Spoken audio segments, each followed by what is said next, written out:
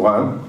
And second, enjoyership. I want the results. That means recognition. These are the greatest obstacle for selfless service. So Swami repeatedly teaches a lesson. I remember I shared this before. This was about 25 years ago. There was a beautiful drama enacted in Purnachandra those days by the American devotees. There was a wonderful devotee who was in charge of the drama. Everybody liked it. Swami was pleased. When God is pleased, everybody else is pleased. So then Swami comes next day on the veranda. He tells this devotee, wonderful drama, very well done. Thank you, Swami, all your grace. It's good. And he said, who is the director of the drama? He was a smart devotee. He said, Swami, you are the director. Then Swami said, what are you then? I'm the assistant director. Swami said beautifully, I don't need any assistant. So even to think that you're an assistant, an instrument itself is an ego. So God is by himself can do everything. So we should not have that doership. That's very great obstacle. Very subtle, but it's a great obstacle. Second is enjoyership. I am the one who owns this particular project or particular mission or particular objective. Whatever it is, we have the ownership that is both to another greatest obstacle. There also I can tell you an incident which I shared before. There was a devotee, those days Swami used to go to their houses in people, Bombay, Delhi, different places. This devotee called Swami, Swami, please come to our house. So actually, no, he said, my house. Please come to my house. Oh, Swami says, your house. Because he realized the problem. So my house. No, Swami, our house, he said. Oh, 50% partnership, Swami said. Then he says, no, Swami, your house.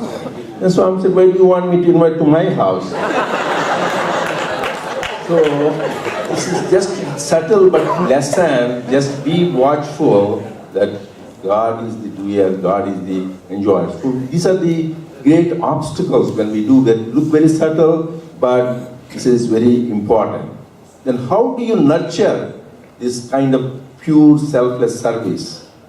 So number one, when he is coming together, whenever you do service by yourself, you cannot have this as a unity, as a group when we go and serve, that nurtures, that makes you motivated to do the selfless service. So as a group, satsang, we need to work together in unity. As Swami says, unity is strength. So we need to work together and that will nurture our things. Second is sacrifice. Service always requires sacrifice. Let me say, that is why beautifully said in Upanishad, Tyagena ika amrutatva manasi. Na karmana, na prajaya, na dhanena. Tyagena ika amrutatva manasi. Not by works, not by progeny, not by wealth can you attain immortality, but only by sacrifice. That means we need to sacrifice our time, our talent, our energy, everything, resources for service of God, which is nothing but service of the creation. We need to have sacrifice. Without sacrifice, we cannot attain immortality. Swami himself said there is a definition. So there are people who sacrifice everything. I don't want to go deep. You might have heard a great saint, Nayanmar called Kannappa. He is a great Saivite saint who have given up his eyes. He was a tribal man. But Lord Shiva was so pleased when he gave up his eyes. How many people know this story? Want to know? Or? So this is, it looks like, huh? What? Please tell the story, okay. So this is a great saint. Actually, he was not a saint, he was a tribal man who used to hunt and get meat and eat and support his family. So he goes into this forest. This is near Kalahasti in Andhra Pradesh. This is still there, temple on his name. So this man was going into the forest and was doing, but he's a very simple man. So suddenly when he was seeing, he saw a Shivalinga, a little, but it was all dilapidated, not well taken care of. There was a pujari, a priest who used to take care of that. So this man saw that was not well taken care of, he used to clean. So what he used to do is, he used to go to the nearby lake, take water in his mouth, take the water and go there and abhishekam. He used to spit on linga. You know, that's sacrilegious. But this guy was doing with simple heart. And he used to go and put the meat, what gets in hunting, offered to Lord Shiva. This pujari comes next day and he sees this, somebody spitting there and somebody putting this meat with bone. He got upset. Every day this is happening. Then one day he said, I will stay here, going anywhere, hide in the bushes. Who is doing this job? Then this man, tribal man, he doesn't know anything, just accept that. So then again, routinely he came. He was putting the water from his mouth and Lord Shiva's linga, offering this meat. Then suddenly what happens is one of the Shiva has three eyes. So one eye starts bleeding. Then this man got so upset, my lord, your eye is bleeding. He has an arrow, he takes away one eye and puts on that eye of Lord Shivalinga. Then right away the bleeding goes away because it stopped. Then the second eye starts bleeding. So he has already only one eye. So he has to take that one eye. Once you take away the eye, you can see where to put. So to have a mark, he puts that foot on the second eye of the Lord Shiva. He puts his foot like that, and the Lord Shiva's second eye takes the eye and puts it there. Even now it is beautifully depicted in the altar and in the temple for him called Kanappanayana. And then the bleeding stops. And then this Lord Shiva comes and gives his blessings, and that years he gets the vision back. Then the pujari who was doing the ritual worship, chanting Rudram for so many years, he never had vision of Lord Shiva. This man, he learns a lesson. What is important is how pure you are, how intense your love is, how much you want to sacrifice for God. He was not a Vedic scholar, he didn't know mantras, he didn't know japas, he didn't know any rituals, but he had the pure loving heart. That is what God looks for, the sacrifice. I can relate to a wonderful devotee from America. He is like almost like a saint for me. His name is James Johnson. He's an African American. So he's no more. He passed away a few years ago, past 90. So this man, he was living in social security income. Very little, just enough for feeding himself. He didn't have family, he was never married. So, but he was a Sai devotee.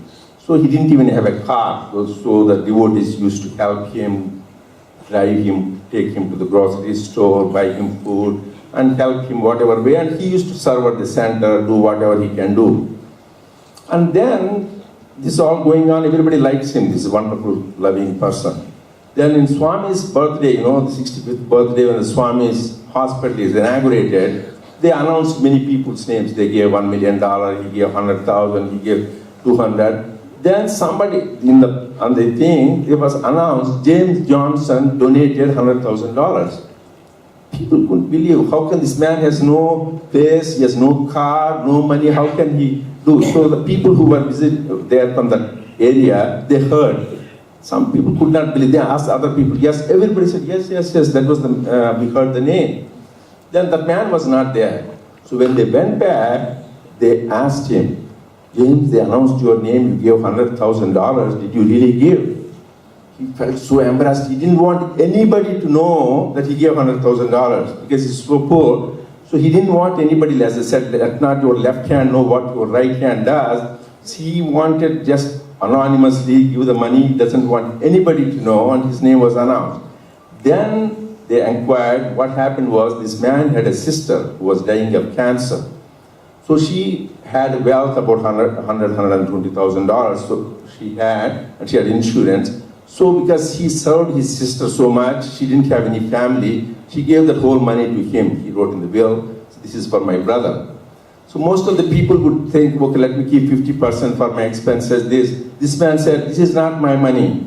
This belongs to God. He's building a hospital for the poor. You should go to him. See, that is the real sacrifice. So he's not a wealthy man. Whatever he has, he gave. That's why we need to have that act of sacrifice. When you work for God, you sacrifice your time, energy, money for the sake of God. Then we really reap the benefit of the things. So when you do these things, what just is this sacrifice. And second thing is gratitude. We should express gratitude to Bhagavan for whatever opportunity he gives. Every little thing, Swami gave me this opportunity, I am grateful to you. Then the more you are grateful, the more we are blessed with those opportunities. We should have that aspect of gratitude. When you express gratitude, you should have prasada buddhi. Whatever it is, you undertake a project, it doesn't happen. You were telling, we wanted to go to Taklaban, he says, we're not able to go, it is okay, everything is his will. Take everything as his prasad. So, because nothing happens without his will, whatever happens, thine will be done. It is prasad, that prasada buddhi. That means, prasadam when they give it is a better thing, a sweet we take Swami's prasad, everybody will eat. Similarly in life, every event, service project we do, it doesn't happen, it doesn't matter. Our duty is to have sincere effort and take everything is a prasad buddhi. And another one which helps us nurture this service is getting a good example. Follow a good example, take a good leader or a good example or be a good example.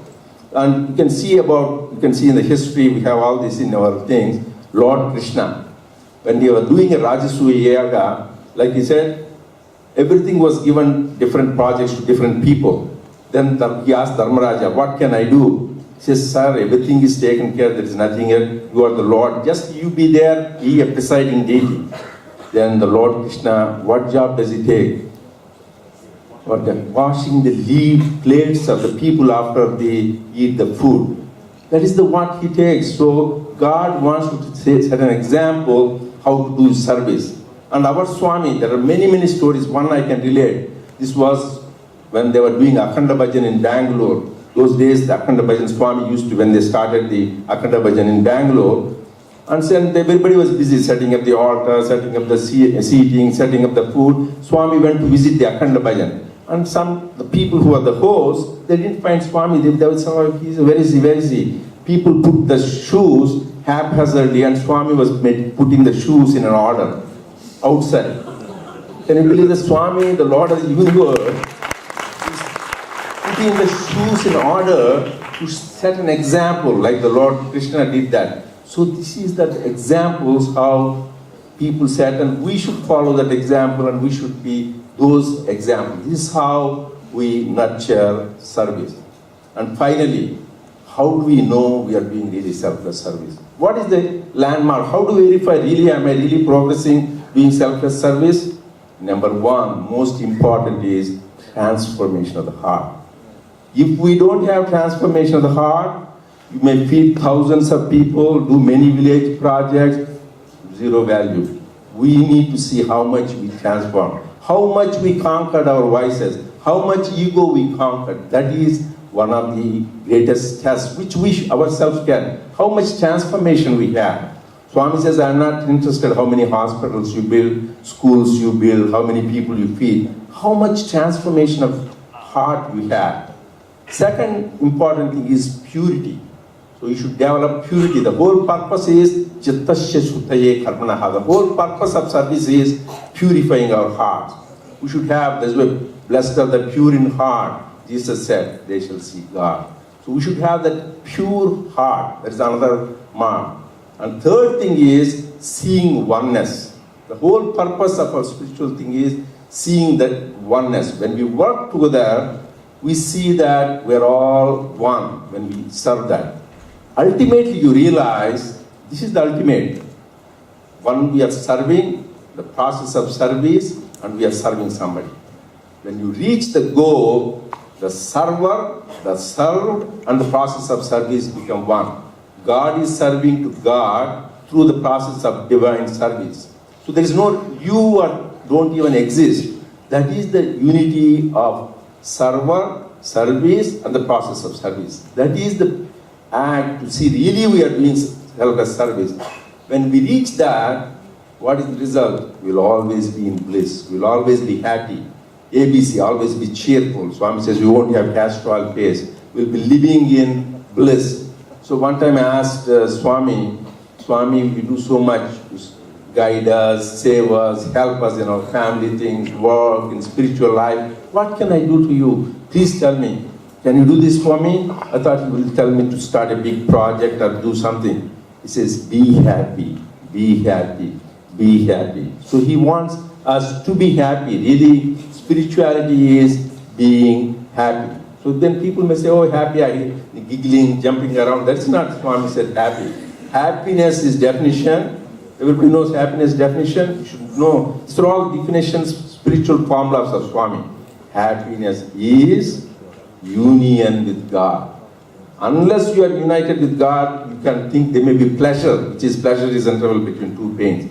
Real happiness is union with God. That means at the thought level, world level, act level, you're always in tune with God. Sometimes Swami doesn't want us to be frivolous. I remember this was in 25 years ago, Swami was addressing the youth from America. So every little thing Swami says, they were giggling, oh, like that, laughter. Swami then becomes stern. Don't think this is an entertainment show. This is not for laughing. Be happy. When you are happy, you should be seen, not heard. That's why you say when you sing about Rama, Krishna, Mitha Smita Sundara, that means they have gentle smile. They like only laugh loud is who? Ravana. And when movies also, they say villains laugh loud, ha ha ha. They do that. Real gentle, sattvic. Even in enjoyment, you need to have sattvic. Gentle smile, gentle words, softness. Everything is soft. That is, then we become really the beneficiaries of service. So just I wanted to touch base with you. What is service? How do we serve? What are the obstacles? How do we nurture service? And how do we know we are doing selfless service? I pray to Swami to bless us with His love and give us more opportunity to serve Him so that we realize who really we are. Divine. Sai Ram, and thank you.